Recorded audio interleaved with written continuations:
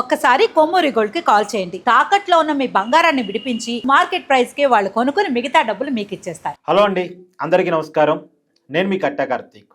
India Today C voters కలిపి చేసినటువంటి mood of the nation survey. బీజేపీకే దేశంలో హవా ఉంది. ఇప్పటికిప్పుడు ఎన్నికలు జరిగితే బీజేపీకి 286 స్థానాలు వస్తాయి. ఎన్డీఏ కూటమికి 350 స్థానాలు వస్తాయి. ఆంధ్రప్రదేశ్లో కూడా వైసీపీకి 1 నుంచి 3 ఎంపీ స్థానాలు మాత్రమే వచ్చే అవకాశం ఉంది. నిజానికి 2024లో అంత వ్యతిరేకతలో కూడా వైసీపీకి 4 ఎంపీ స్థానాలు వచ్చున్నాయి. కానీ ఇప్పటికిప్పుడు ఎన్నికలు జరిగితే 1 నుంచి 3 స్థానాలు మాత్రమే వస్తాయి. అంటే ఇంకా వైసీపీ బలం తగ్గిపోయింది. మళ్ళా కూటమిదే అధికారం. అది ఆంధ్రప్రదేశ్లో కావచ్చు, దేశంలో కావచ్చు. ఇది మూడ్ ఆఫ్ ద నేషన్ చెప్తున్నటువంటి సర్వే.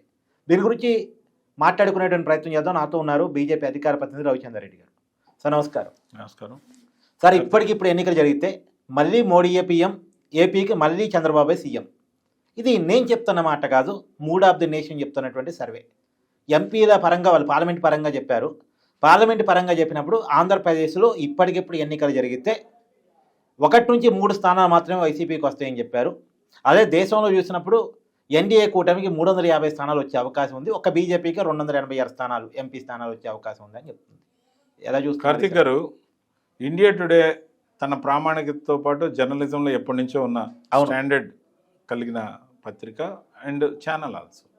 ఈరోజు పత్రికా సర్క్యులేషన్ తగ్గి ఉండొచ్చు, కానీ వాళ్ళు ఎప్పుడు కూడా ప్రజలతో ఇంటరాక్ట్ అవుతూ ఉంటారు, ఎప్పుడు తిరుగుతూ ఉంటారు. వాళ్ళకంటూ కొన్ని సర్వే సంస్థలతో టైప్ అయ్యాడు. మూడ్ ఆఫ్ ద నేషన్ అని అప్పుడప్పుడు సంవత్సరానికి ఒకసారో 6 నెలలకోసారో 2 సార్లు సంవత్సరానికి ఏదైతే వాళ్ళు సర్వే చేస్తుంటారో అది రొటీన్ ప్రాసెస్. వాళ్ళు ఒకరు అడిగితే చేయరు, వాళ్ళంతటా వాళ్ళు చేస్తారు, స్వతంత్రంగా వ్యవహరిస్తారు. దాంట్లో భాగంగా ఇప్పటికిప్పుడు ఎన్నికలు జరిగితే అనేది అండర్లైన్ పాయింట్ అయితే ఇప్పటికిప్పుడు ఎన్నికలు జరగవు.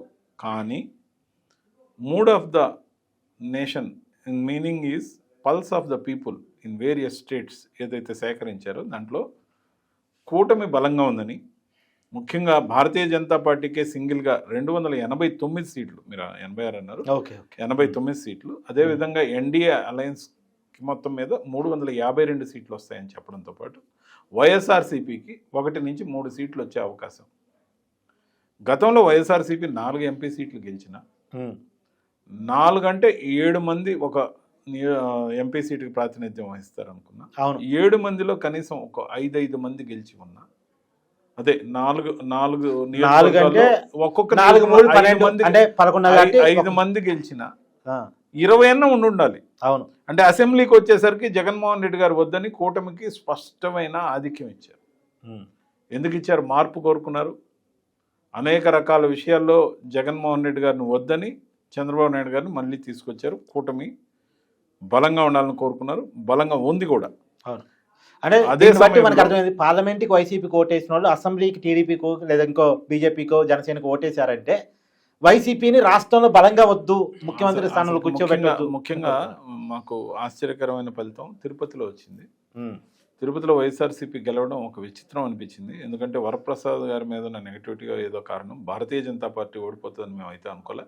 కేవలం 14,000 స్వల్ప ఆధిక్యంలో గెలవడం. 7 నియోజకవర్గాలు కూడా కూటమి గెలిచింది. అవును. అంటే 7 గెలిచిన తర్వాత కూడా క్రాస్ ఓటింగ్ ఏదైతే జరిగిందో అభ్యర్థి మీద కాస్త వ్యతిరేకతతో పోయినట్టు గురుమూర్తి సాఫ్ట్ కార్నర్తో క్రాస్ ఓటింగ్ జరిగింది. అంత స్థాయిలో క్రాస్ ఓటింగ్ జరుగుతుందని మేము ఊహించలే. ఖచ్చితంగా కూడా ఆ విషయంలో ఆ 1 సీటు అదనంగా ఆ రోజు రావడం జరిగింది వైఎస్ఆర్సీపీకి. ఖచ్చితంగా కూడా అక్కడ కూటమి అభ్యర్థి విజయం సాధించాల్సింది. అంటే దీన్ని బట్టి సార్ ఓవరాల్ గా చెప్పండి, లాజిక్ చెప్పండి. వైసీపీ ఓటరు సరే ఒకటన్నా తనకి వేసుకోవాలి కాబట్టి తన పార్టీకి వేసుకోవాలి కాబట్టి పార్లమెంట్కి వేసుకున్నాడు. కానీ స్టేట్ గవర్నమెంట్ మాత్రం జగన్మోహన్ రెడ్డి ముఖ్యమంత్రి వద్దులే అనుకున్నాడు. ఎందుకంటే సొంత పరిపాలన, సొంత పార్టీ అనుకోవడం ఒకవైపు, అనేక వర్గాలు ఆయన నుంచి దూరం జరగడం ఒకవైపు, ముఖ్యంగా ల్యాండ్ టైటిలింగ్ యాక్ట్ ఒకవైపు, ఆ రోజు జరిగిన ల్యాండ్ టైటిలింగ్ యాక్ట్తో పాటు అనేక వర్గాలకి సంబంధించి ఆయన ఒక విధానం తీసుకున్నాడు లాస్ట్ టైం. అంతకుముందు 2019లో అధికారంలోకి వచ్చేటప్పుడు కులం, మతం, ప్రాంతం, వర్గాలు చూడకుండా అందరిని పేదవాళ్ళని ఆదుకుంటానే హామీతో వచ్చాడు. తర్వాత ఒక సెక్టర్కి పరిమితం అయిపోయి నా ఎస్సీలు, నా బీసీలు, నా మైనారిటీలని, అంటే కులాల పరంగా ఎక్కువ ఉన్న ఓటర్స్ని మాత్రమే నేను పరిగణలోకి తీసుకుంటానప్పుడు ఓవర్ నైట్ 6 అగ్రకులాలకు దూరం అయ్యాడు. ఓకే, 6 వాళ్ళు- అగ్రకులాలు కూడా అందరితో ఒకరికొకరు పెనవేసుకుని ఎస్సీ ఎస్టీ బీసీ మైనారిటీలని ఎవరు ఏ కంపెనీ చూడదు, ఏ ఉద్యోగస్తుని చూడదు, అందరం కలిసి ఉన్నాం సమాజంలో. విడగొట్టే ఆ వైఖరికి విరుద్ధంగా ఓటింగ్ జరిగింది, ఖచ్చితంగా జరిగింది. ఎంతోమంది వాకింగ్లో కలిసినప్పుడు అప్పుడే పార్టీ ఎలక్షన్స్ ఫేస్ చేయకముందే ఏంది ఈ విధానం అనేది చాలామంది ఓసీ నాయకులందరూ అడగడం జరిగింది. ఎప్పుడు కూడా వర్గీకరించకూడదు, సమాజంలో అందరినీ కలిపి ఉంచాలి, కలిపి అణగారిన వర్గాల్ని అభివృద్ధి చేయాలి, అందరం అభివృద్ధి చేయాలి. సో ఆ లక్ష్యం మిస్ఫైర్ అవడంతో పాటు సామాన్యంగా ఆయన కూడగట్టుకున్న వ్యతిరేకత ప్లస్ కూటమిగా ఒకరికొకరు క్యాలిక్యులేషన్ పేపర్ మీద వేసుకున్న విధానానికి మించి ఓటింగ్ ఫ్యాక్టర్ ఏదైతే వచ్చిందో జగన్మోహన్ రెడ్డి గారి మీద వ్యతిరేకత రిఫ్లెక్ట్ అయింది. ఖచ్చితంగా కూడా రాబోయే రోజుల్లో కూటమి బలంగా ఉంటుంది, కలిసే ఉంటుంది, కూటమి మళ్ళీ అధికారంలోకి వస్తుందని. సహజంగా ప్రతిపక్ష పార్టీలు కొంత బలపడతాయి. సరే, మొన్న ఉన్నటువంటి పరిస్థితి వేరు. 2024 ఎన్నికలప్పుడు జగన్మోహన్ రెడ్డి గారిని అధికారం దించడం కోసం ఈవెందో ఇందాక మనం మాట్లాడుకున్నప్పుడు వైసీపీ ఓటర్స్ కూడా జగన్మోహన్ రెడ్డి గారు ముఖ్యమంత్రి అనే దానికి ఒప్పుకోలేక ఆయన ఓటేయలేదు అనేది మనకి రిజల్ట్ చూస్తే అర్థమైపోతుంది. సరే, తర్వాత వైసీపీకి బలం పెరగాలి జనరల్గా. అంటే ఒకప్పుడు ఉన్న వ్యతిరేకత పొద్దాకు ఉండదుగా, ఒకసారి అంటే నెగిటివ్ ఓటేస్తారు, పొద్దాకు తిట్టుకోరు కదా. కానీ మరి ఎందుకు ఇప్పటికి కూడా ఇంకా వైసీపీ ఇంకా బలహీనపడుతుంది? ఇంకా కూడా జగన్మోహన్ రెడ్డి గారిలో మార్పు రాలేదని అనుకుంటున్నట్టు సర్వే రిఫ్లెక్ట్ చేస్తుంది.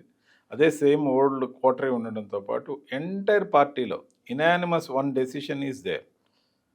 85 నుంచి 90% సీక్రెట్ బ్యాలెట్ ఓటింగ్ పెట్టుకోవచ్చు వైఎస్ఆర్సీపీ క్యాడర్ను మొత్తం పిలిచి. సజ్జల అనే నాయకుడి కింద వాళ్ళు పనిచేయడానికి సిద్ధంగా లేరు. కాబట్టి ఆయన మీద ఉన్న వ్యతిరేకత పార్టీకి రిఫ్లెక్ట్ అవుతుంది. అంటే విజయసాయి రెడ్డి గారు ఏ మాట అయితే చెప్తూ వస్తున్నారో 100% నేను దాంతో విభేదించే బయట వచ్చా. నేను జగన్మోహన్ రెడ్డి గారిని విభేదించి రాలే. కోటరీలో సజ్జల గారి పెత్తనం, పార్టీ ఆయన సొంతం కాదు, ఇది నీ పార్టీ అనుకుని మేము చేరలేదని బయట వచ్చాం. సో ఖచ్చితంగా కూడా చాలా మందిలో ఇప్పుడు మీరు పార్టీని అప్పుడేమో మరి పార్టీ లోపల ఉండి చూశారు, ఇప్పుడు బయట ఉండి చూస్తున్నారు. అది ఇప్పుడు సజ్జల రామకృష్ణారెడ్డి గారి పార్టీగా మీకు కనపడుతుందా, జగన్మోహన్ రెడ్డి గారి పార్టీగా మీకు కనపడుతుందా? ఇప్పుడు జగన్మోహన్ రెడ్డి గారి పార్టీ కానే కాదు, అంతేనా? అది వైఎస్ఆర్ కేపీ అయిపోయింది. వైఎస్ఆర్ సిపిగా ఉండేది, అది వైఎస్ఆర్ కేపీగా ఉంది. వైఎస్ఆర్కే పార్టీ అని అంతర్గతంగా ప్రతి కార్యకర్త చర్చించుకుంటున్నాడు. వైఎస్ఆర్కే పార్టీ మనం ఎందుకున్నామని ప్రశ్నించుకున్నాడు. వై అనేది ఇక్కడ question. Why I am in SRK party అని అందరూ అనుకుంటున్నా కూడా రాజుగారు మొద్దు నిద్రపోతున్నారు. కాబట్టి అంటే రాజుగారు ఇన్ ద సెన్స్ ఇక్కడ వాళ్ళ పార్టీకి రాజుగారు జగన్మోహన్ రెడ్డి గారు. కాబట్టి ఖచ్చితంగా అలాగే మొద్దు నిద్రపోతే మంచిదే, కూటమికి ఇంకా కలిసి వచ్చే అంశం.